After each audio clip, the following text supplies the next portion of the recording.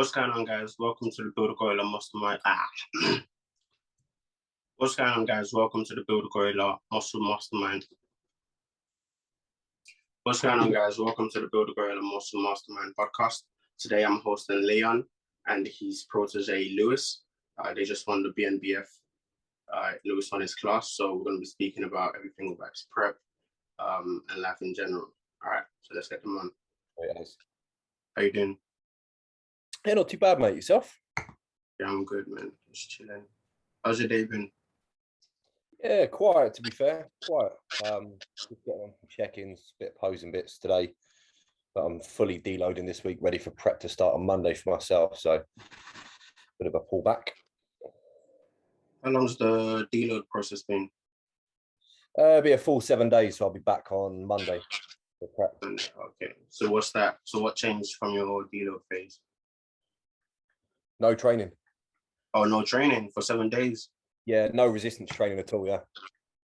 Oh, really? Yeah, man. That's good, man. That's good. I normally do just like a reduced volume and just go in and train with like the intention of just achieving a pump, but like nowhere near to failure if I'm in like a proper phase. But the fact that it's just tidying up my maintenance, but I was ill for like half my maintenance phase, so just like fucking rough. So still just washing off a bit of fatigue from that, really. You know, I didn't really get a full amount of rest within that maintenance. That's why we just deloaded before I'm about to go into a heavy prep. Okay. How's training going for you? Training's good. To be fair, at the moment, I'm trying to put on a bit more weight, so it's a lot more bulking. It's more on the food right now, so you know, that's pretty much it. In terms of training, intensity-wise, I find myself doing around like the 10 to 12 reps. So I don't really go too heavy, if that makes sense. So I don't know why. For some reason, it's just training heavy. It's just like it's a bit too much for me, if that makes sense. So I just stick to like the 10 to 12 supersets, and I use my food for size. Yeah, everyone does what works for them, innit? Yeah. But I do go heavy. I don't mean like for example, like dumbbell rows, it'd be like 50 kg, like 12 reps, you know. So it's not like we're not looking at like the, you know, it's still heavy weight, but like when I say heavy, I mean probably things like deadlifts. Deadlifts, I can't go too heavy on them for some reason. I just don't know why. Bench press, but incline I go like 110 kg, but flat I can't hit that. So certain things, bend over rows, can't hit them too heavy as well, but sometimes I can. But yeah, just things like that. Nice, man. What are we saying, Lewis? What's going on? What's good, chat? Bro, I'm surviving off of caffeine today, bro. It's a rest day. Hit you with a rest day calories, yeah? It's a piece of shit. Jeez. Can you guys hear that noise? Yeah, it was a ping on WhatsApp, wasn't it? Okay, clients. Me, I'll turn it off. It might have been my Mac, to be fair. I'm not too sure. But You saying, Lewis? Are you a gamer? Am I a gamer? Yeah. Nah, not heavy, bro. I ain't got the time. I can't lie to you. Like, I was. I love my game, bro. But What did you play? bro, I like to be fair, realistically, I was a COD guy, but then I was a FIFA guy until I left school, innit? I was a bit all over the place. But at the minute, bro, I can't wait for the next God of War to come out, man. I'm such a trust me on the God of War. Well, how good is it gonna be? Okay. When it drops, I'm getting a PS5 and getting a bump with it, bro. Game over. I'm getting a new TV, everything, man. Jeez, the setup. But yeah, man. So yeah, Leon, what was the process between you and in terms of like the relationship wise? How did it come about, you and Lewis? So I've trained at Physique Warehouse for over nearly 2 years now. I've always seen Lewis training there, you know. I've always admired from afar, and then we'd always talk here and there. Lewis would always ask me questions on things, you know, so it'd been going on for a while. But I'd always appreciated his physique. I always thought, fucking hell, like that is a crazy physique with a lot of potential with the right guidance, you know. And then it weren't until I think he's seen me come up a little bit more with my coaching over the last couple of years, and then he just sort of approached me and said, bro, I want to do a spur of the minute decision and jump into this, because he originally thought he was already qualified for the finals. Okay. He obviously spoke to the judges there, and they said, no, you have to do this qualifier to get you qualified for the finals. So we had 4 weeks to get him show ready, basically, but it weren't exactly a shit ton of work to do, was there, to be fair, Lewis? No, not really. Like, you held a decent body composition even when you was pushing up, but like we'd established like previously before, though, like we haven't really seen you in a fully fledged pushing food as high as you can kind of growth phase. So you're going to be in a position where you're going to spill over too much. So it wasn't mad difficult. I think we ended up losing, was it 4 kilos in the 4 weeks? Yeah, so it was a 1% rate of loss each week, you know. So it's literally bang, 1 kilo, 1 kilo, 1 kilo, you know. But obviously we had to take a bit of a drop in calories straight away, increment up in cardio, you know, just to push for like the first 2.5, nearly 3 weeks, and then just allow that last week leading into peak week to sort of just titrate down the expenditure, and then just obviously drop a bit of fatigue, basically. But, so I think before we get into peak week quickly, Lewis, from your point of view, I know Leon said it was kind of like over the years, but what was like the tipping point in terms of, you know, picking Leon? So before I was with Leon, I was with you know, Liam Turnbull. He's a powerlifting coach, yeah. So I was obviously doing powerlifting way before I started bodybuilding, so last year. And basically kind of what happened there was I decided to do bodybuilding. Liam took me on my first year, and it was shit. Realistically, it was pretty fucking shit for me, innit? Like I was just very stressed, and obviously like Liam was very new into the bodybuilding scene. I was his first kind of like bodybuilding client. So training was different, diet was different. Like there was a lot of different things. And at this point, I had a lot of different voices and opinions coming from different directions.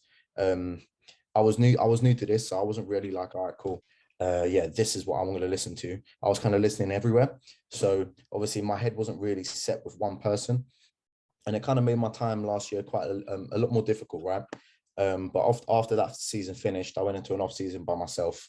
Kind of took time away from that coaching sort of side of things, and I didn't really see myself going back into coaching until sort of like me and Leon started to speak. So me and Leon, my brother, we started to speak, right? And we were like, all right, cool. If we were to kind of go into another sort of like a season of bodybuilding, what would be the best kind of approach when it comes to like having a coach there? And what would I want? What would I need from a coach, basically? And we started to kind of list different things out.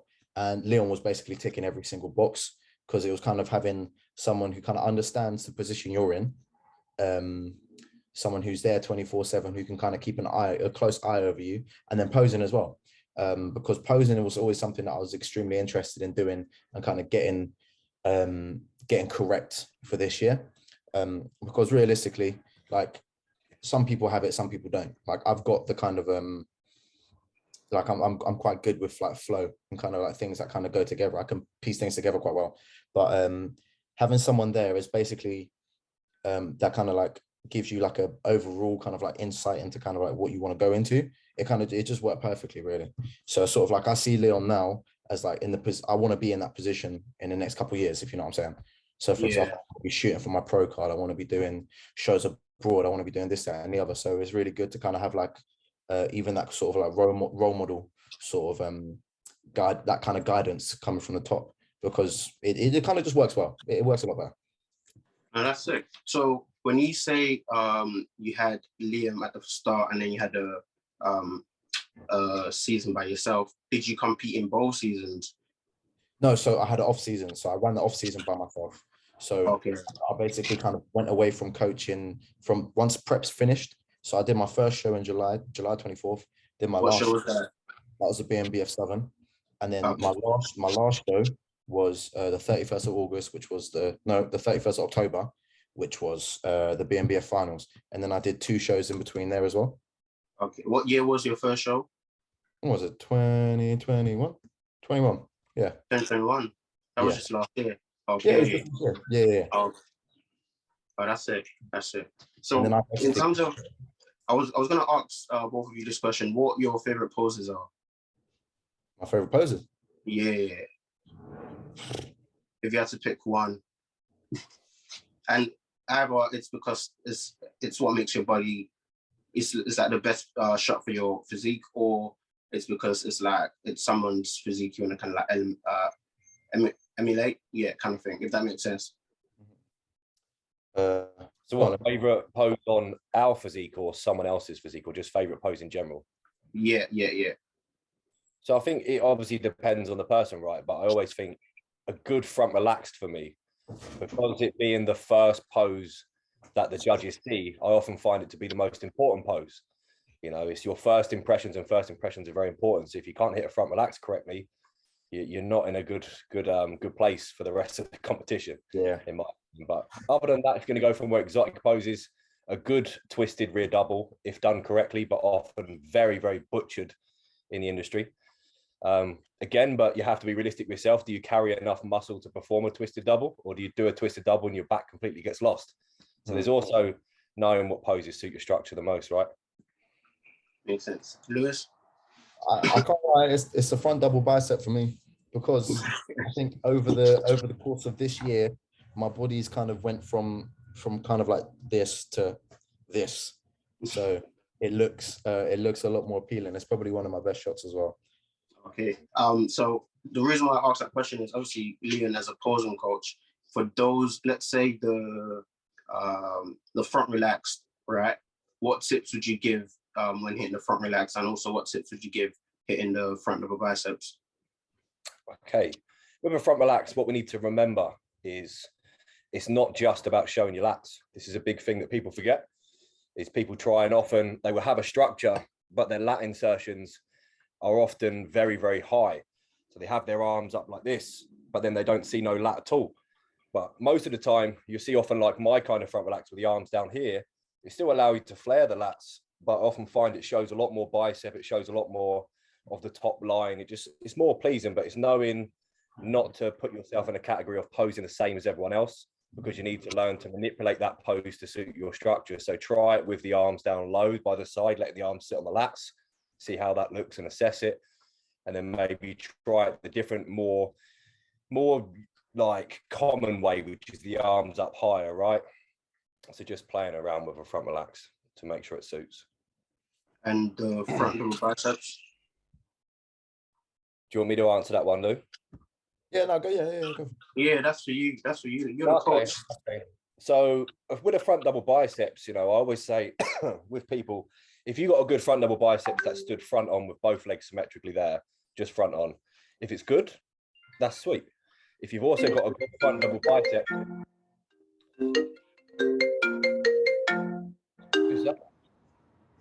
Sorry, Kurt.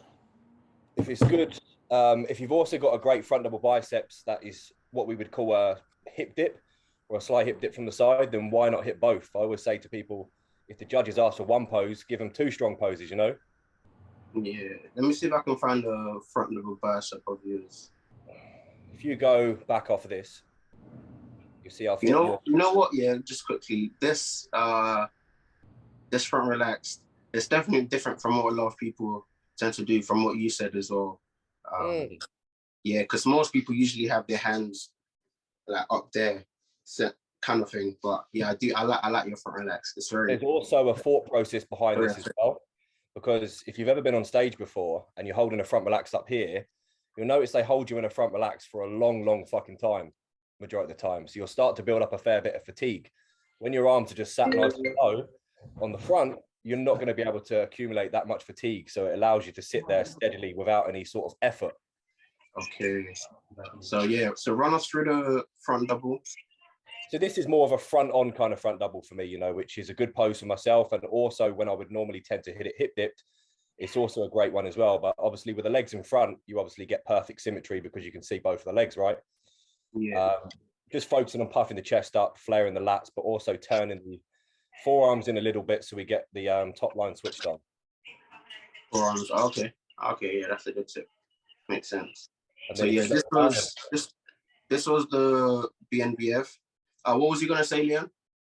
So if you wanted to see another variation, if you go down on my profile, there'll probably be one of like a dipped variation of more of a cliche classic front double. Down a bit more, there's always going to be one on there.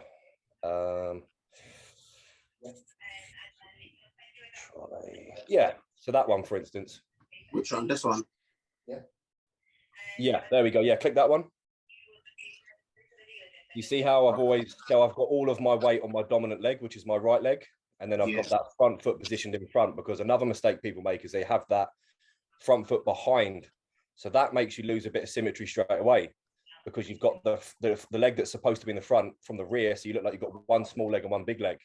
You know, so just by having that there at the front, putting a bit of pressure on the outside of the foot will allow that leg to separate, but also not forgetting to put a bend in the leg that you've got the weight on, because if you don't, you have one straight leg and you have one that's separated, you know, so just putting a bend in both to regain symmetry for it. And again, it's just pulling a bit of a semi-vacuum, dipping the hips down, and obviously just keeping that top line nice and full as well.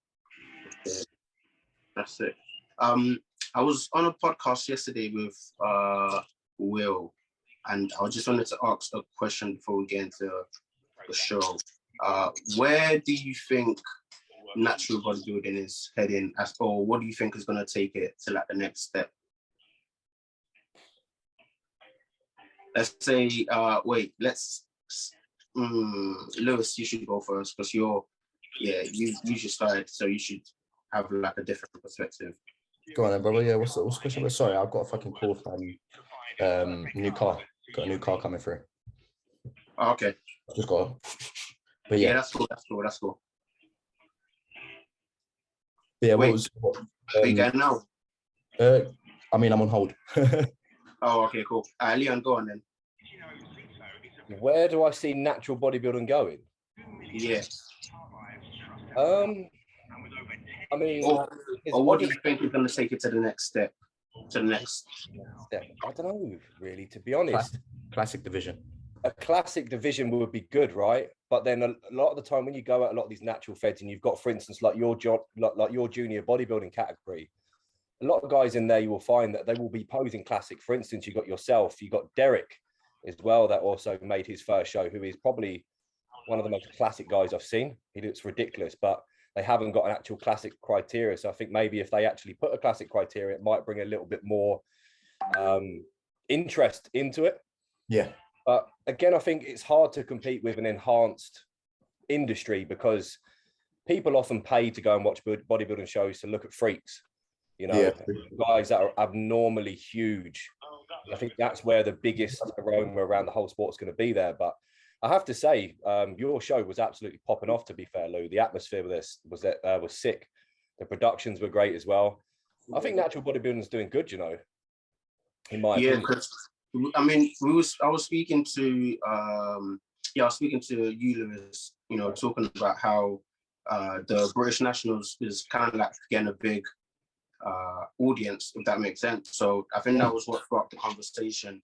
What Will said was we need like a spokesperson, kind of like a Chris Bumstead for, you know, the Olympia or things like that.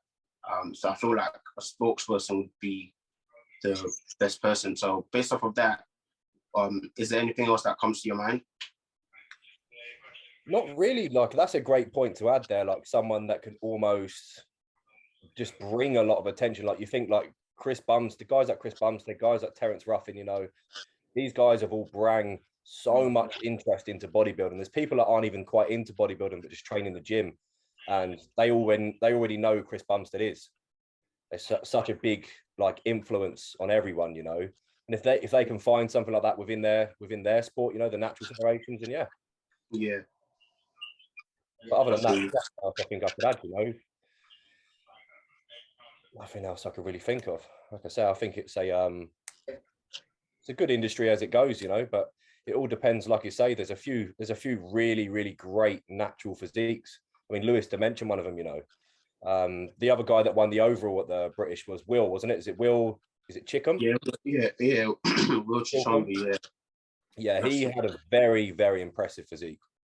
I hadn't actually seen him in person until the weekend, so it's always hard to gauge how big someone is. But seeing him on stage, this guy would clear up the majority of enhanced shows that he turned up at. Yeah.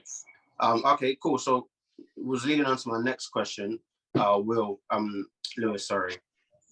Who in the natural bodybuilding scene do you like? Whose physique are you like? Not in competition with, but who are you impressed with? If that makes sense. Is that another one for me? Because obviously he's not here, is he? He's not here. Oh, okay. Yeah, no, that's for you then. Yeah, I mean, Will would be a big one to state there. Like I say, like I just meant, that's why I mentioned him, you know, because it did impress me. I thought, like, this dude's 23 years old.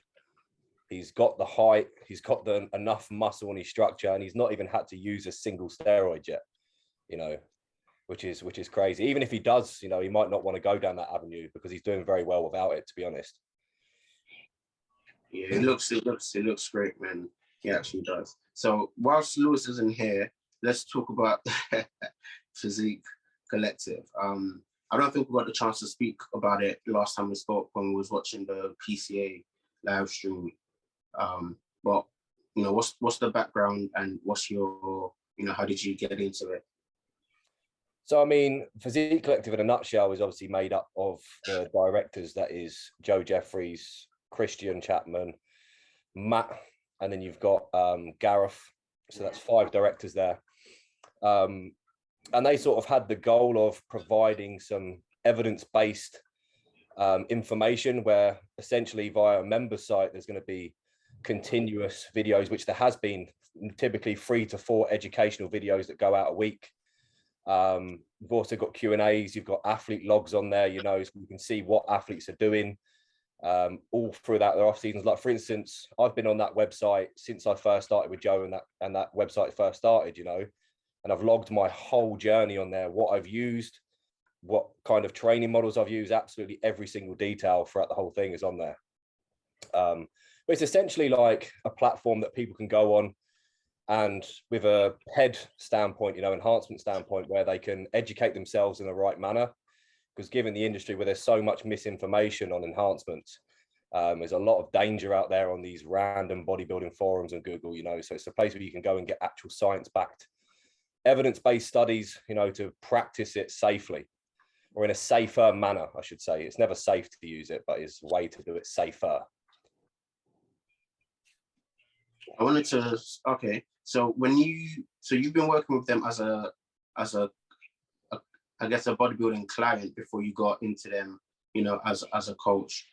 So I'll give you a rundown of how that started and how I got into Physique Collective. So obviously I was coached by Joe from the start, who was my first ever coach, and obviously still is.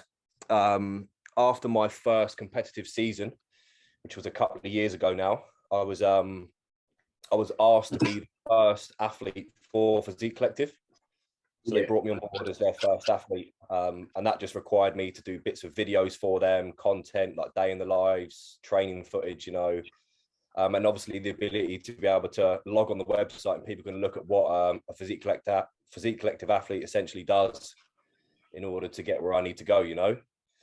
And then over the last year or so, where I've been obviously doing so much with Physique Collective, they obviously wanted to branch out and bring on some more coaches of their own as part of their business, if you like, and expand. So they picked obviously a selection of coaches, myself, Ryan Brambleby and Holly Davidge, to be the 3 add-on coaches to their service, you know. Yeah. Okay, so how does that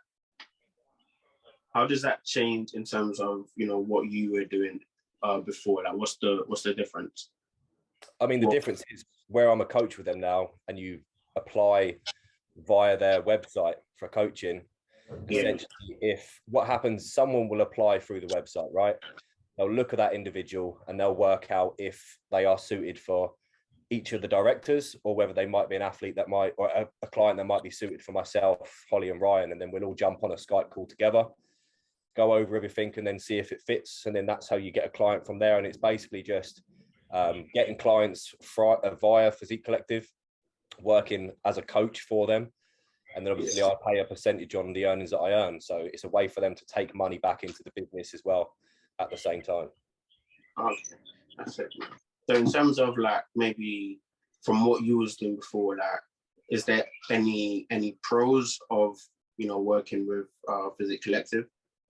Well, I mean, like what good differences have you seen so far?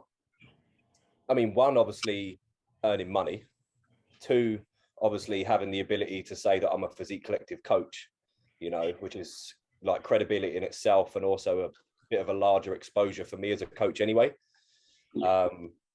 And it's strange, like Physique Collective is a bit like a family, to be fair. Like, we all know each other so well. It's not like your average person couldn't walk up. Like, they have random people message them all the time. Oh man, can I be a coach for you? This, that, and the other. But you genuinely have to be a part of the collective. Do you know what I mean? They don't just pick random people. So it's almost like a whole family feel. We rock up at shows and that together, all wearing the clubber. You know, we go out for meals and that together. We have events and that together. So it's a big sort of family feeling. Do you know what I mean? Yeah. But just being a coach was the icing on the cake for me, because I was always part of that family via being an athlete. But the ability to be a coach and be even further in with them and then grow with them at the same time is just it's better on all fronts, really. Yeah, that's good, man. Congratulations on that. I appreciate it. Lewis, yeah, so what car was that? Audi Q3. Audi Q3. Yeah, just went through. Let's see if we can find it quickly. Out here whipping. Yep, I'm gas, bro. I'm a happy man. The whipping excursion.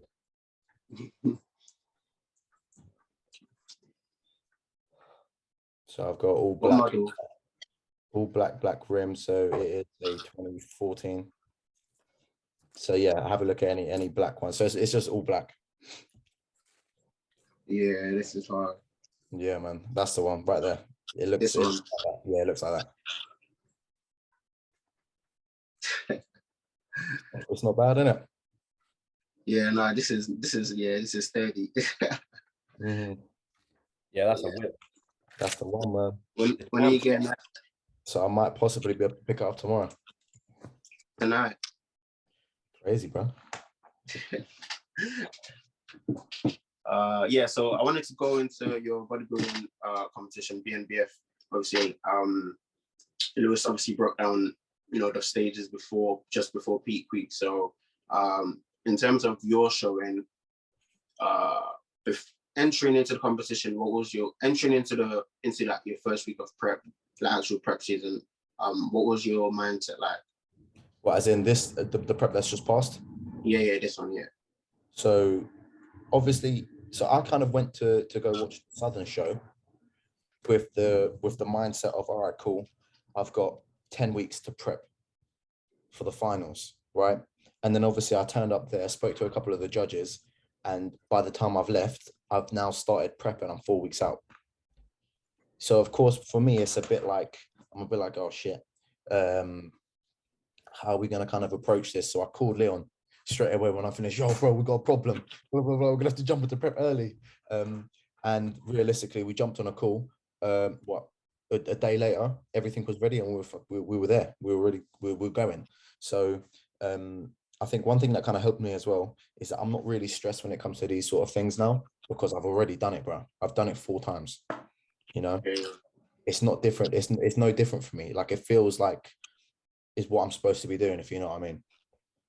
Because sometimes when you're in the off season, it feels like you're wandering aimlessly for a goal that you can't really see. But with prep, you're limited by your weeks. So you know, all right, cool, if I mess up today, it will make an impact. So you don't mess up any days. You know what I mean? Yeah. So that's my mentality towards it. How was Lewis during prep? I was a bitch, man.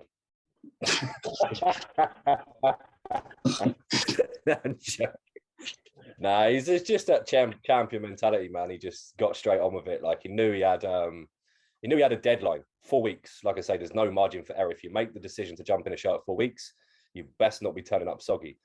You know what I mean? So you just had to get balls to the wall, big drop in calories, cardio was in, and just get it done, get the body fat off. But like I say, it was lucky there wasn't like a whole lot to come off, like 4 kilos, you know, but it still landed him in condition, or probably the best he's looked, to be fair, since he's been bodybuilding. But again, it just, look what we did with 4 weeks. Now we've got just under 6 weeks now to get him peeled out even more for the finals. So the finals look more superior. Okay, Lewis, how are you feeling about the next show coming up? To be fair, you know what, I feel like I'm mentally in the right place. I think since the show up to this point now, everything's been a bit rocky. It's been a bit all over the place. But I think from come like Monday, everything will sort of start to even out and steady out. So from there, all I got to do is just turn into a machine again, bro. Like realistically, you can't think too much about it, because I've got so many things going on, bro. I don't rest. My sleep is a little bit off because I'm up and I'm working, and I'm up till like what 1, 2 in the morning working as well. Throughout the whole day, there is something going on. But if you think about it too much, bro, you'll break, because most people can't do that. Most people won't be able to function doing that much cardio, that much training on this much food, doing this much steps, having to think about work. Like, bro, it's not normal. I promise you, it's not normal. Most people won't be able to do it. Like, and I couldn't judge anyone for not doing it. Like a lot of my friends, they'll go into one prep, do one show, bang, they're done, finished, 20 kilos up. You know what I mean? Because they just can't do it. You can't maintain it. But I think I found like you kind of have to dig a little deeper to kind of find that, just that, like, I think it's that wiring, bro. You just retweak your wiring, bro, and nothing phases you. And you're a machine. You just work. And that's it's a numb stage. It's not a stage that many people get to, you know. If you're one of those that can really work course and push hard in a prep to reach true condition, you get to a point where everything hurts, you know. You might be hungry, but if you eat 10,000 calories, you'll still be hungry if you're truly depleted. You have to think of it, it's just food. You know what I mean? It's more important. Just get the job done, grit your teeth, and fucking get it done. But that's what separates the good from the great. You know, there's many people that have got crazy physiques. There's many people that can't embrace the flat and can't get the true condition because they haven't got the minerals. Yeah. You know? So on that question, I usually ask people this, but you kind of segue into this nicely. Except from the mental aspects, what would you say makes a great bodybuilder? Just being able to listen to the coach and not stress about it too much. You know, just doing what you're told, basically. And in certain situations, you know, if you've got a mad coach and a coach is telling you to do stupid things, then you'd be a bit dumb to not question that. But if you can just simply adhere to the plan will work. You know, you just literally got to work. I would always treat it as my job. I mean, it is my job. You know, I'm in the industry. I coach full time. You know, and I bodybuild full time, if you like. So I always treat it as my job. It's my job when I prep. It's my job to not eat. You just get it done. It's like putting in a shift. If you can look at it in that aspect. My job to not eat. You know what I mean? When you're on prep and you've got to get yourself peeled, man, and you're hungry, it's no different to going in and checking in an office job. You have to sit there, you open the computer, and you do a full day's work. I wake up in the morning, I do my fasted cardio. That's my full day's work, and that doesn't stop. You know. Yeah. What about you, Lewis? What makes a great bodybuilder except mental aspects and listening to the coach? What else did you add? Except mental aspect. You've taken up 90%, bro. I'm not fair. It's the 10%. It's that extra 10% that sets it. To be fair, I'll be honest with you. Like genetically, you have to have it. Like as bad as it is, bro. I'm going to be honest. There's people that like. This is how I kind of explained it when I talked to my brother about this. Yeah, imagine putting everybody on a scale from 1 to 100. Yeah, so you got that top 1%, and then you got 100% being pretty wank genetics, bro. Yeah, so if you're telling yourself, all right, cool, I'm gonna go to the Olympia, I'm gonna go pro, I'm gonna do this, that, and the other, but you're sitting in the bottom category, bro, you need to rethink everything. You know what I mean, bro? The people that are sitting at the top, bro, these guys have the most elite genetics that we will ever see. You know what I mean? These guys are crazy, bro. So you can't tell yourself that you're going to go to the Olympia or you're going to turn pro, right? If you're not sitting in this top category. You know what I'm saying? That makes sense. That's your golden ticket. That's your golden ticket. But that's the only way you're ever going to get into Willy Wonka's factory. You know what I'm saying? Bro, you need to be realistic with yourself. But like I say as well, genetics will only take you so far. What was that? The genetics will only take you so far because, again, if you haven't got the mindset, the genetics don't mean shit. You know, you only get to a certain point in your career where you get to say, for instance, you're an IFBB pro now, you're stood on a pro stage. Everyone that's got an IFBB pro card has elite genetics. You're stood on a stage with everyone with elite genetics. Now it goes down to who fucking wants it more, who wants to put in the more effort, you know. And then you've got factors like muscle bellies. You know, genetics work in many different ways. Your ability on how fast you accumulate muscle tissue, your ability on how fast you lose fat. You know, genetics can work in how much you can eat. You know, you might have a shit appetite. That could be classed as bad genetics. But Yeah. mostly the visual genetics are the muscle bellies. You know, you can get to a top point, but if you haven't got the right muscle bellies, then you're not really going to go to the pinnacle, are you? But there's so many people out there that don't miss an absolute beat and often have more work rate than some of the guys at the top of the game, but they just haven't got the structure or the genetics to get them there, you know, and that's just bodybuilding. That's just, it is what it is. I've got another one as well. I've got another one. Presentation. Big. Like, you'd be surprised. There's a lot of the guys at the very, very top, bro. You'll stand them like relaxed, right? And you'll see so many flaws in their physique, but they can cover it so well. Yeah, man. For example, even I'm just gonna pull one out my house. Keon, yeah. So Keon Pearson, bro, he's got terrible ab genetics, I'll be honest with you. But the one way he's always hit that is through a vacuum, and his vacuum is perfect. You know, it's hiding your flaws, showing your weaknesses on the day. And the more you can learn about your presentation and how you can hide your flaws, bro, you're winning. You know what I mean? Illusion game. It's an illusion game. Illusion game. Take a photo stood relaxed and then take a photo in a pose. You know, it's night and day difference, you know. Exactly. Instagram versus reality as well. I mean, myself included. You get a juicy pump on in the gym under some goon light, you take a sick photo with some good angles. Do you look exactly the same on stage? Most people don't. No, you know, but you make yourself look the best you possibly can via presentation. Of course you can. Yeah. That makes sense. Okay, so Lewis, what are you looking for in terms of bodybuilding? Now, what's the main goal?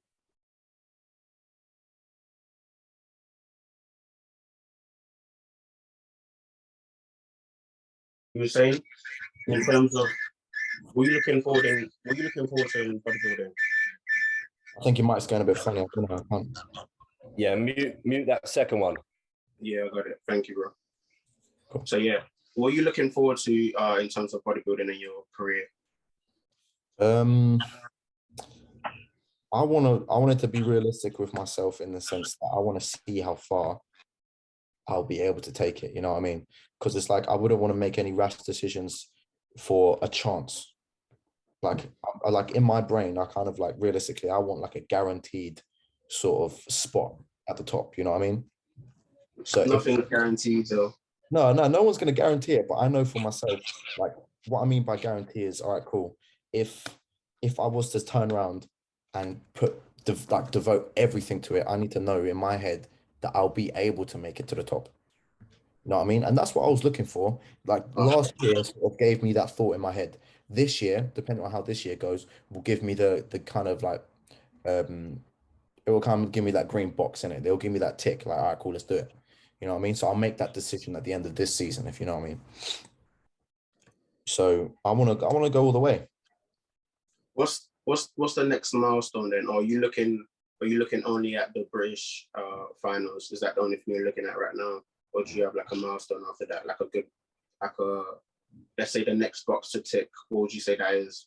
The next box to tick, I would say, is realistically, if I can get the junior title, like the junior British title, that'd be cool, innit? Because I'll have the teen and then the juniors as well. But I want to have a look into seeing how far I could push myself in the classic division, because obviously, ultimately, that's the direction that I'm going to want to go in anyways. So if I can see how I would kind of place naturally in like a natural fed and an unnatural fed, like this year, it would be great, because it will kind of give me an understanding. All right, cool. Would I be better off staying in the natural feds for a couple more years and getting the pro card through there? Because obviously you can go through 2 bros now. Or would I benefit from going to having a cycle next year, having a complete off season, and then coming back and trying to get my pro card before I'm 22? So it's just about figuring out what sort of direction we want to take it. Lewis, so in terms of Lewis making Leon, in terms of Lewis taking it to the next level, what do you think he needs to what do you think the next boxes are to tip from what you've seen so far? I literally just think after we're boxed off for this season, you know, it'll give him a retrospect on where he stands. Like I say, going over to venture into new federations will give him a chance to see where he lines up with some of the top guys, you know. Try and push his season as far as possible. But then after that, it will be dedicating a long off season to essentially make him just even more complete, you know, just add a little bit of size everywhere, you know. Just essentially, if you want to go for that classic look, it's just bringing up them areas, you know, because Lewis is very like symmetrical. He's got a pleasing physique. It's just a case of getting everything bigger. I mean, it's very similar with everyone else, you know, but just dedicating a long period of time where he can really push his potential in an off season, or growth phase, I should say, which I don't really believe without the guidance of an actual bodybuilding coach, you've probably not even touched the feelers out for a fully fledged growth phase, you know, because in my opinion, that growth phase is the most important part of bodybuilding. It's where you lay down the tissue to then peel off and show and showcase, you know, just as important as everything else. So it's just seeing where we go. And then, like I say, you can make that decision. He's obviously got the muscle bellies, he's got the structure, he's got the work rate and the presentation. So it's cliche, but the sky is the limit. It's never hard to, it's very hard to say, right, I want to secure my place at the pinnacle of the sport. But until you really go all in with every aspect, once you're at a point where bodybuilding is full time for you. Yeah, that's what I was also going to say as well. Yeah. Then you'll see how you start to change then, you know, like where you're in a less stressed environment and you literally dedicate everything to it.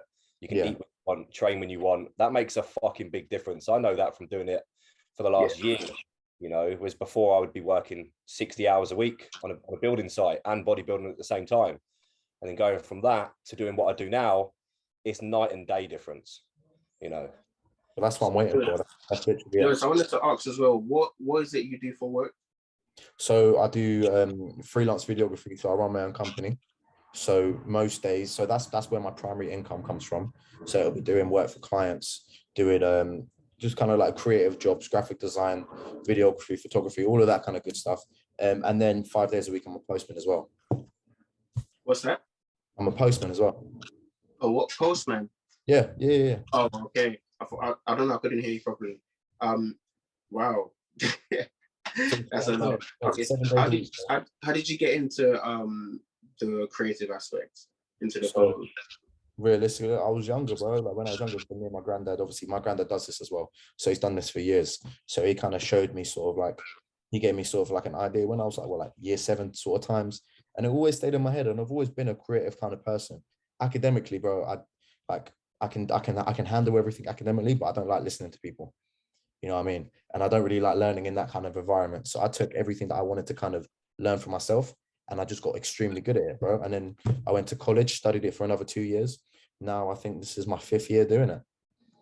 So where would you, what's just like bodybuilding, what's the next step, or what's the next milestone for, you know, your production company? So it's to go full-time again. So I want to go straight full-time, because what my brain's sort of thinking as well is once I'm able to go full-time videography, that allows sort of that section of bodybuilding come through as well, because that will free up my time.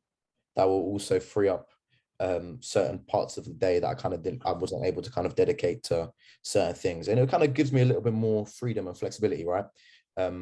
So I think it's to go full-time again. Okay.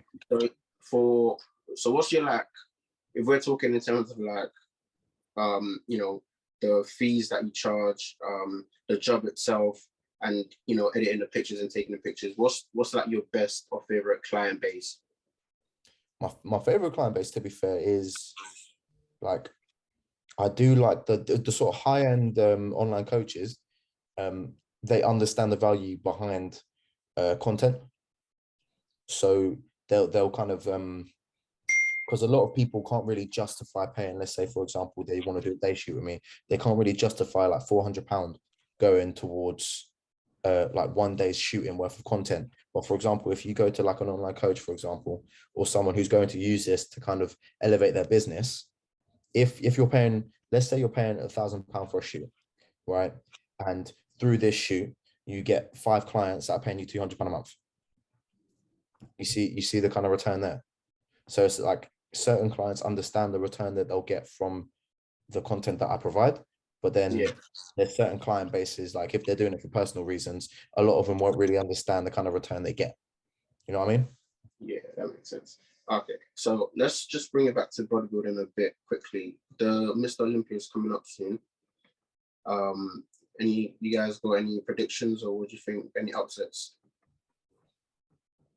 realistically, I want Terence to come through, but man, Yeah, do you know, I've got a feeling Terence is going to take it in Classic this year. yeah, that's what I want, man. Going off of, I said the same thing as well. I What do still you think he think? should have took it last year, but Yeah. but anyway, my reasons behind that is if you followed Chris recently or over since the last time he stepped on stage, he hasn't improved. He hasn't changed. No. Look at Nick Strength and Power's podcast if you've got some time, and he goes over this as well. But his recent updates aren't looking like he's made many improvements. But I know there's only so much he can improve because he's sitting on the top of his weight cap now. He's a big boy, you know. Yeah. So how much more can he improve? Not much. When you're fixed into a classic cap, you know, there's not so much more you can improve. But Terence has got more space and he keeps improving. I do think this year will be the year for him. Yeah. Do you know what I mean? But Terence, for me, presentation, you know, the lines on his physique. I mean, let's be honest, no one's presenting himself as good as Terence. You know, he's the GOAT of this era anyway. And I think that needs to be portrayed a bit more in the kind of like the classic physique division as well. They need to make more of an emphasis on presentation. It's hard with classic though, because I still think it's relatively new in terms of bodybuilding. So in many different federations, I believe that they are very inconsistent in the way that they judge it. It's almost like one time they go for the smaller package with the more pleasing lines. The next one, they go for the small bodybuilder that scrapes the cap. It's all over the place with the judging. So, but Chris's advantage is a very, very fucking good classic physique, and he's very tall and he looks very dominant. If Terence was 6 foot tall, do you think that he would beat Chris? Yeah. There's more to look at. You see, this is the problem. Who brought this up as well? I think William, someone brought it up on the podcast yesterday, and he was basically saying the height difference. But then I was looking at someone like Joe Brightman, and he was the tallest in that classic physique, and he still didn't win. So I don't. Does that justify height, or are you just saying in this case, Chris takes? Yeah, but that's a different scenario though. If you look at the lineup he was in, his placing was deserved because the other guys in that lineup just carried one more muscle and more lines, and was ultimately probably like they was better than him. You know, there's not much you can say about that. You know. So with Chris, obviously you said he hasn't improved that much. I mean, year on year, but obviously year on year from these Olympiads, because he's got to the point now where he's now riding the top of his weight cap. You know, he's only got to a point where how can he improve drastically more from here if he's fixed into a weight cap? Do you know what I'm trying to say? Yeah, I get what you're saying. I'm going off of when he last stepped off a stage from the previous Olympia to now, he doesn't look very different. Whereas you look at the progress Terence has made from the last Olympia to now, Terence is becoming a new, different animal. But there's also guys moving up in that mix. There's a load of new guys entering the Olympia this year that's going to make it a little bit more tasty, you know? Yeah. Let me just have a look at Terence. He's definitely made a lot of improvement. Let me see. I just think realistically, it makes such a difference. Like, for example, I think the one thing that's going to take bodybuilding mainstream again is going to be classic physique. And it's going to be what Terence Ruffin is doing to the division at the minute. Because if you look at the guys, they're going to be, it's like everybody wants a good routine. Everybody wants to show off and kind of like showcase that on stage. And it's basically changing the sport from, all right, let me like kind of like stand up there and go through my mandatories as my posing to let me shock the stage. Let me put on a show. You know what I mean? And I feel like it will bring it back up again. It will bring it mainstream again. Chris is also a very good poser as well, you know, like people always say, but it's obviously if you put someone next to Terence Ruffin, or Terence Ruffin comes on and does a 3-minute routine that he spent the last 6 months revising, where he's so meticulous with his presentation, and then someone else walks on after that, it's not going to look as pleasing, is it? Let's be honest. But it's all down to your personal preference. There's a lot of people bashing this kind of posing style in the industry now, like, oh, you should just hit like a few poses and make sure you hold them. I mean, yeah, you should hold every pose, but if you can do it in a more of a finesse and bring a little bit more of that spark to it, then I think it looks a lot better than just hitting 10 most musculars, you know? But that's what's fucked it, in my opinion. I can't lie to you. I think that's what's realistically, that's kind of what ruined bodybuilding at a certain point. Is the fact that people thought, all right, cool, you have a free pose. Technically, it's a free posing round, right? So you get, let's say, a minute, 2, 3 minutes to do whatever the hell you want, and you're really gonna go on there and just show people what they've seen already. You know what I mean? Like, it's gone from being a sport to now like a pageant. Yeah, and now it's coming back to the sport entertainment show sort of side. And I feel like that is amazing. I think it's always been a. I mean, I do get maybe from, let's say, the Ronnie Coleman, Jay Cutler. That was probably like a more of a sport rather than a pageant, if that makes sense. But I do see what you're saying now. I think it just depends on like the competition. Like with what, let's use for example Blessing and Nick Walker's kind of beef. That kind of let's call it heat between those two athletes make it a bit more competitive, and it makes it a bit more of a sport. But then, in some cases, some people don't like that. So, but I do feel like bodybuilding from its very, very beginning was always like a more of a pageant. And then obviously, since the mass masters came in, it turned into more of like a competitive sport. But now I think it just depends on like the level of athletes and how good they are.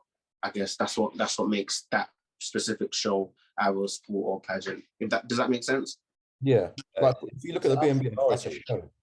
It's apples and oranges in this game. There's so many different structures and so many different looks, but you've got the likes of people like Blessing now. You've got the likes of people like Andrew Jack that are coming in with these tall structures and the aesthetic mass with class, or a Samson Dowda to be the king.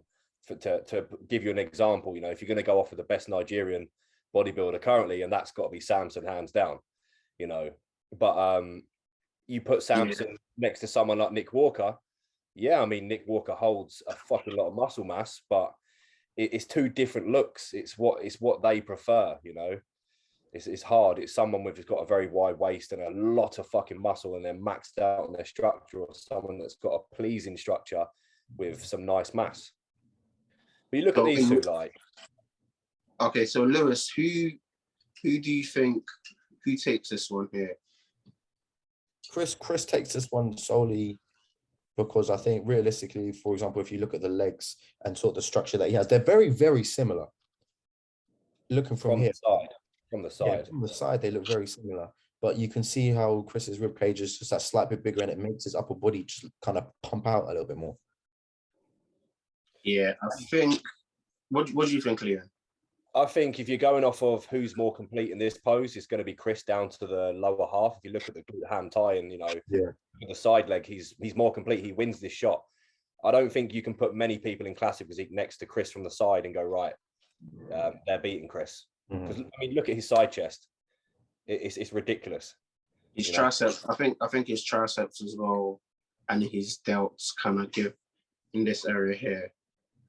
It's a big thing that's missing at the moment, isn't it, with classic physique, is just big arms. You know, there's a lot of guys at the pinnacle of the sport that haven't got them real standout arms like they used to have years ago. You know, if you look back at the golden era, if you like, and what they would kind of morph classic physique off of, all these guys had huge arms, huge forearms, and massive calves, you know. But look, that's an example of hit front on and hit side on. Yeah, I prefer side on. So who do you think takes this? Terence. I would give that to Terence. I actually prefer Terence's separation in his legs to Chris's as well. 100%. Really? Yeah, man, I do. And also, just if you look at him from like just even from a bodybuilding perspective, look how much his upper body. He's very like everything's there. You know what I mean? Like, for example, when Chris hits it from the front on, it looks like he could add a little bit more mass. You know what I mean? But realistically, we know full well, all right, cool, this guy's huge. But okay, so the way Terence is hitting it makes him look so much better. It's just so hard, though, because of how people underestimate how tall and how big Chris is. It's very hard to not look at him. Like, for instance, here's an example. Look at Andrew Jack on his outing where he shocked the world. You was only looking at Andrew Jack in that lineup because he's the biggest, tallest, most dominant structure on that stage. And that simply is the fact when it comes to Chris. You know, you look at these guys and they're dwarfing guys next to them. You're gonna be drawn to them. I think Chris takes this one. Yeah. I think this is probably one of the. I mean, people probably don't see a back comparison often of both of them. Usually a front, but I think this is where the deciding factor comes in for Terence. And I don't know if he knows it, but I'm sure he probably knows it. Yeah, 1,000,000%. Like, it's from the rear and it's lights out with most people Chris is stood next to, because like you say, we compare the side shots, very, very close. We compared the front double. You could say that's very, very close, but obviously going off of the look there from the previous Olympia, you would have to slightly edge to Chris. But like I say, if Terence keeps improving year to year because he's got more space in his cap and he brings up his back, realistically, all it takes now, the way you've got to look at it with Olympians, yeah? Jay Cutler, for instance. Jay Cutler was 2-time Mr. Olympia. And then the second time he came in for that Mr. Olympia, well, he's obviously more than that, but I'm just going off of when he was doing it in a row. He won an Olympia. He came and won an Olympia, but he was a little bit softer than he was the year before, but they still gave it to him. You know, sometimes you have that credibility that you're already, however amount of times Mr. Olympia, it's almost like, oh, you've got one chance.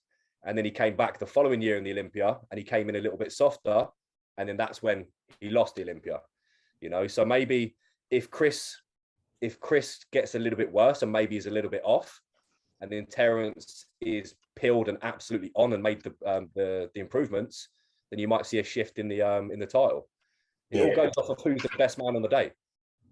Do you think it's between Chris and Terence, or do you think Ramona is in the picture or is in the picture? Ramon is very good, but again, I think he's lacking at the back as well. If you look at his shots, he's got great arms as well, though. And he's got a very, very good structure. You can't even lie on that. But like I say, there's so many promising guys that are moving up in this classic physique division that it is going to get to a point where it's going to be very, very close. But I don't think Ramon is as close to Chris as people think just yet. You don't think so? Can you see the screen? Yeah, I can see. And yours as well. Another crazy structure, but again, turn him to the rear. It's a different ball game. Similar to do the YouTube. Let's have a look. There's one of him next to Chris there. He looks so good, man.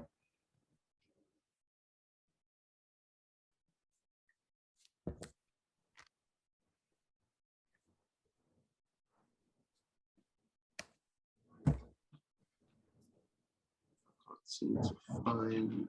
He looks brilliant. He looks brilliant.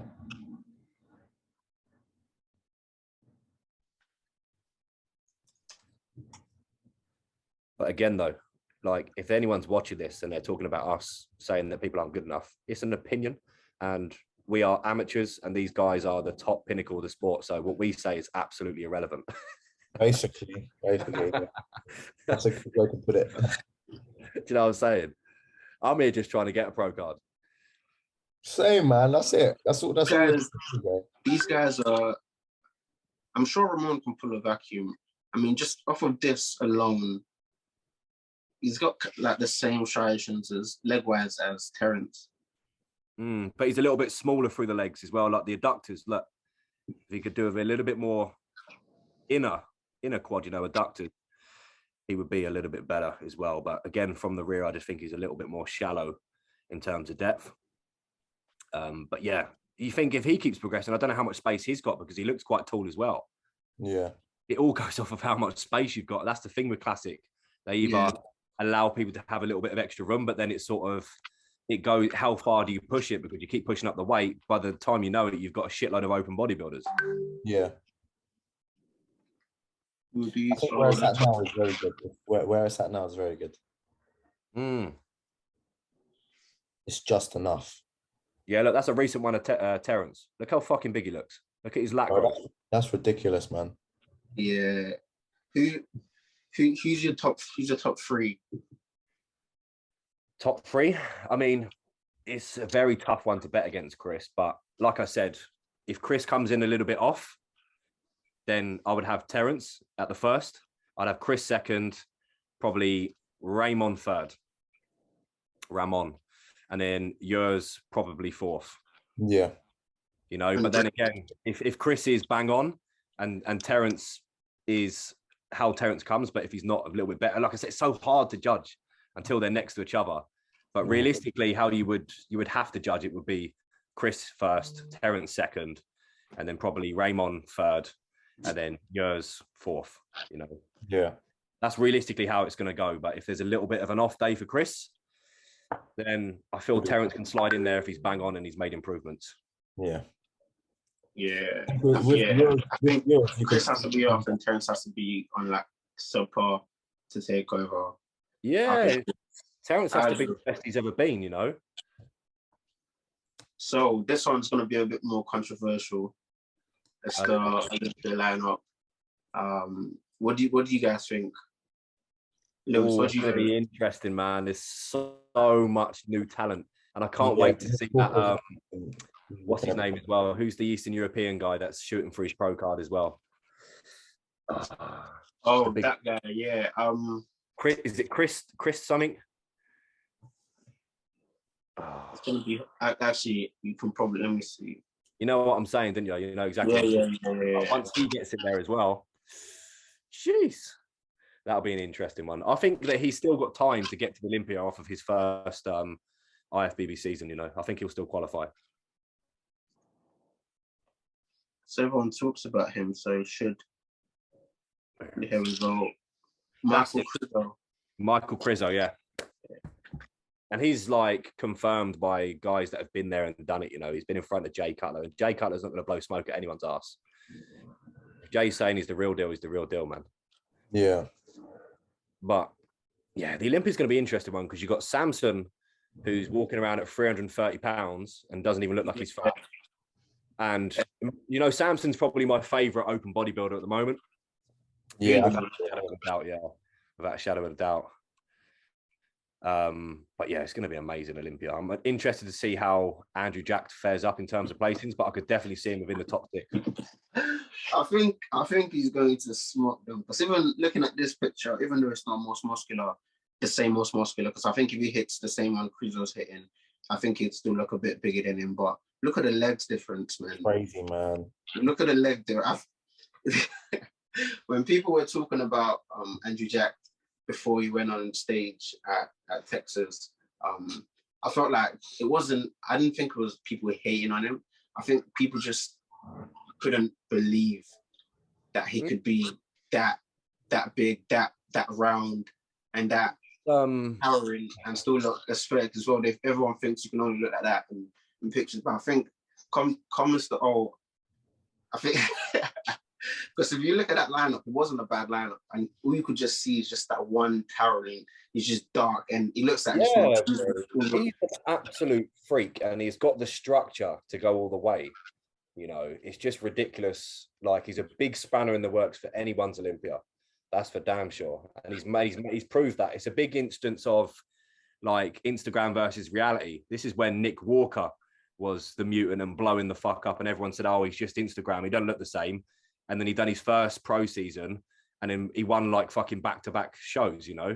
Yeah. And put himself on the map, and people was like, "Fuck, this dude's big." You know, and I think Michael Crizzo will be exactly the same. Just look, man. Presentation. Look how he's posing. Presentation. Because most bodybuilders look kind of like these two. Yeah. But then their midsection is never as dense like this for your whole physique to look. Do you get what I'm saying? Like, he comes close. Bro's 8-pack has an 8-pack. Yeah, pretty much, and still be that. Look how it fills in his physique and how it kind of like it kind of makes it whole. You know what I mean? It looks like a lot of bodybuilders are missing that. If they had that, they would look ridiculous. Yeah, and he doesn't. Can he vacuum? A lot of people pull a vacuum, you know, but 9 times out of 10 they pull a vacuum because they haven't got the best midsection. But in my opinion, if you've got a strong midsection, that looks 50 times better than a vacuum, without a shadow of a doubt. Yeah, you know, without a shadow of a doubt. I see this guy. I see him top 5 in Mr. O. I can't lie, because even just his height would tower people like Hunter, and I'm scared to say Nick as well. Like, let's look at the lineup and let's see. obviously we've looked at crew. How high are you going to regard Andrew at the Olympia? What's that? How high? How high do you think he'll place? Top 5. Between 3 and 4. 3 and 4. Between 3 and 4. I'm dead serious because it's gonna be. I think it's gonna be Big Ramy. I'm just not sure who the second person will be, but I don't think they'll put him second. But I think 3rd and 4th would be a close one because they could put Brandon Curry second, but I just don't see it. If Derek Lansford's there as well, he could be a potential with his frame. Who else was there? So yeah, Ramy's looking good as well. How far out he is. Like he's like 100 and what fucking nearly 100. Is he 140 kilos or something? Who's like that? Ramy, what is he at the moment? He's like fucking 140 or something. 380 pounds? Yeah. 380? Nah, I can't be. Let me check. I'm just trying to think of the numbers, but it was something absolutely ridiculous of how much he is. Because Samson's 330. I think he's 350. And look how lean he is now. He's got abs in the vein abs, vascularity across the midsection. Look how small his midsection looks. Whereas before he's had quite a lot of issues with his midsection, But it looks like it's pretty tight here. But that all goes on how you peak. This is all down to the peak. You can mess up a physique in the peak, Yep.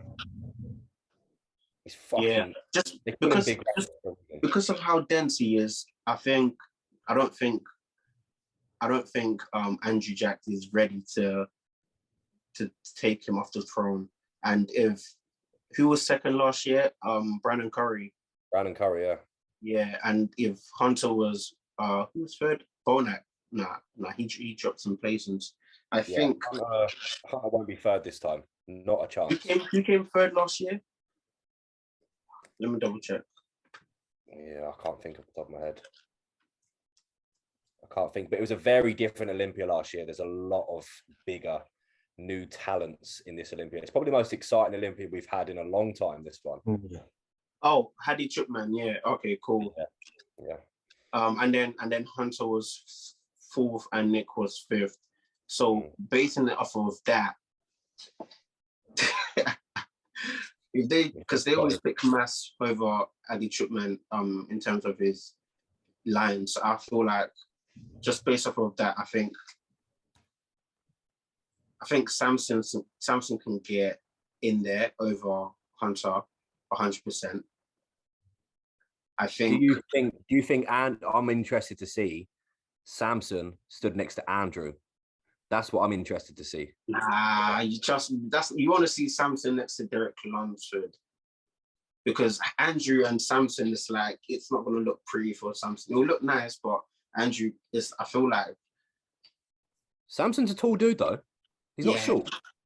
It's not taller than Andrew Jack though. He's still 6 foot and above though. Let me see. Yeah, probably. Do you know what I mean? That's not short. He's tall compared to some other bodybuilders. A lot of these guys are short, compact dudes. No, but any bodybuilder that's like 5'11", 6 foot as an open bodybuilder is classed as a tall bodybuilder. Yeah. Do you know what I'm saying? Ronnie Coleman 5'11".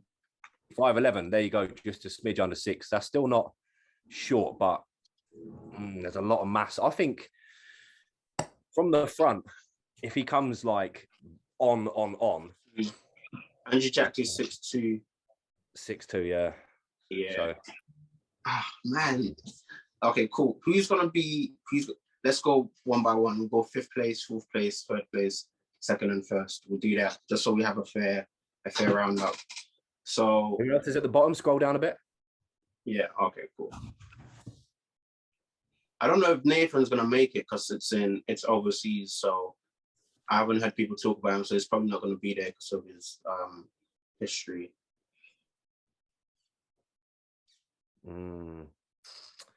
It's difficult to know. I don't think top 5. I don't think it's that difficult because I feel like there's a lot of super guys there, and there's guys that 100% deserve to be there, and there are guys that people think they can own a spot. So one's certified and one's giving them a chance. I'm gonna be strict because it's gonna be a tight lineup. Okay, cool. 5th place. Who wants to go first? Come on now. So go back up to the top again. So Actually, no, let's go from first because I don't want to mess up my head. Right. Big Ramy first. Yeah. Okay. Second, I'm going to go for Brandon Curry, if he's on. Yeah. Hold on, let's look at Brandon Curry from last year quickly, just so we can... Because I think it was a very, very, very close one at last year's Olympia, and Brandon is never off. He always comes in very, very consistently good. Well, he hasn't been training as though he wants it this year. That's the main thing, and I don't think they're gonna gift him that, seeing as there's many other people there. And you can never roll out Hadi as well. That's the thing. Exactly. You can't. Huge. Okay, so is that Phil Heath? That's not recent. That was the last, the 2021. He went for the Olympia, didn't he? Mm-hmm. Oh yeah. Okay, so yeah, washed out yeah, use this one. Yeah, look at the leg difference, man. I feel like legs will play a big part as well. Right. And Ramy has the biggest legs on a bodybuilder ever. I don't give a fuck what anyone says. You know, he's up there. Like, I think if you was to compare his legs next to Marcus Rules, that's a very similar kind of leg development. Because I just want to say, Brandon has got a sick flow. Max with class, and poses phenomenal as well. He's got a sick flow. I just want to see.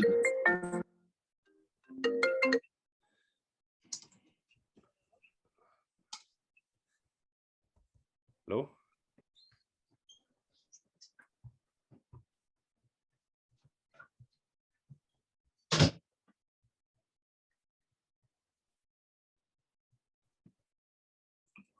Ooh.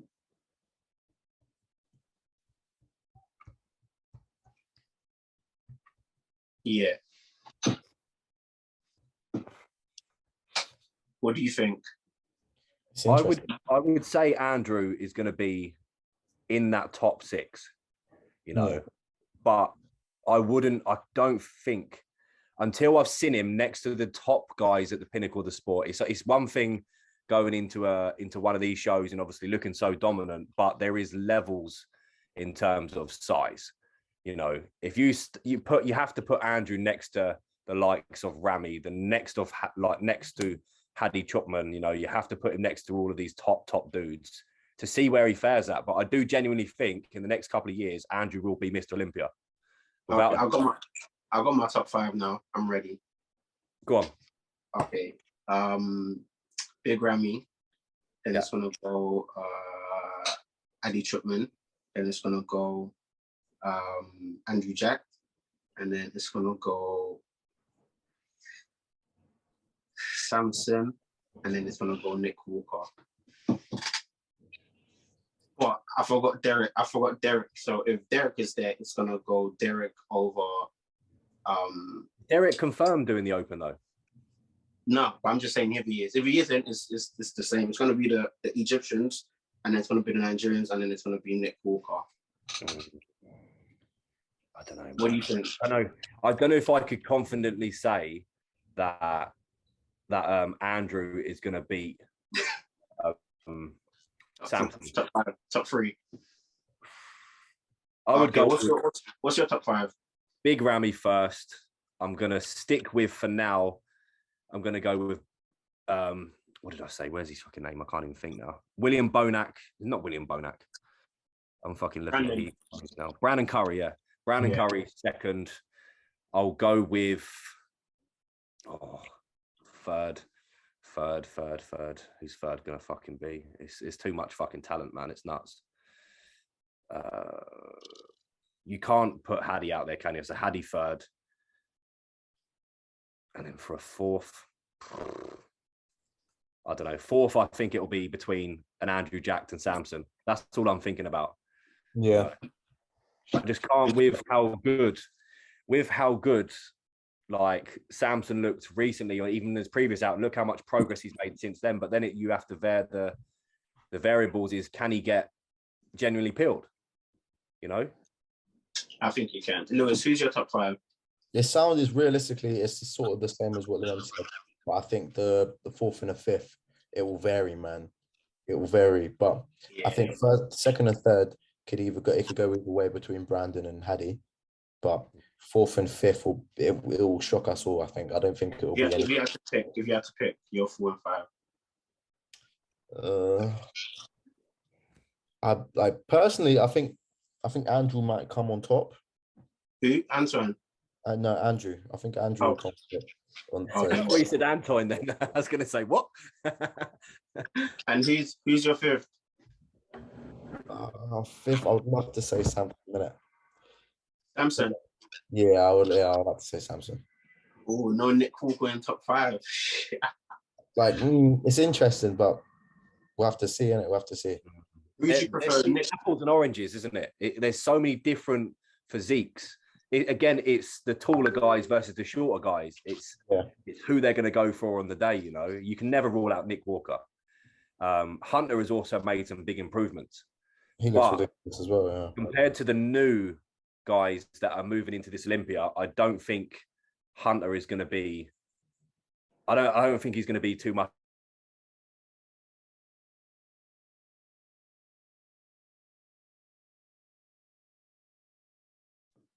Yeah, so you were saying about the finals Olympias. Yeah, it's a very hard one, isn't it, with the guys at Olympia because of the amount of new talent, the amount of just the level of the guys there. And like I say, it's apples and oranges between the shorter guys and the taller guys. This is so fucking hard to predict a top 3, if not even that, or even a top 6, because there's so many people that can beat each other. I think it's just who turns up better, you know. So in terms of, I think we already got a top 5, but for you, in terms of comparative wise, what's next for you? For me, yeah, Texas is next for me. My prep starts on Monday. For that last show I did where I won the Ultimate Fitness NFM Classic, I took the overall. Yeah. So that qualified me for the TB squad. And yeah, my prep starts for that on Monday, and then I'll be 13 weeks out.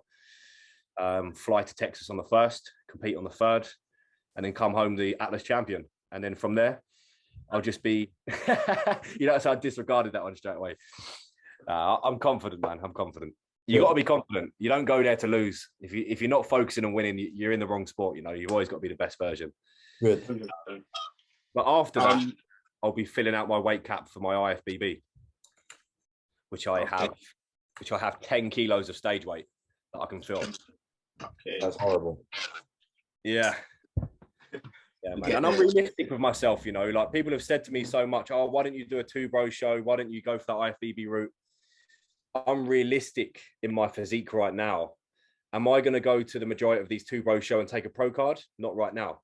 If I slap on 10 kg on my frame, am I going to take a pro card? Absolutely. Do you know what I mean? So why would I go and spend hundreds of pounds to compete at a federation to know that I'm not going to be able to get the pro card yet? I think it's being honest with yourself and understanding that a pro card doesn't come like this. Otherwise, everyone would be a pro. You have to spend a long time in that improvement phase to make sure you're in the best, get the pro worthy physique, the pro card will follow. I'm a big believer in that. Yeah. You know what I mean? You're 13 weeks up from Texas. Lewis, how far out are you from Grace? 5.5 weeks now. That's good. How you feeling?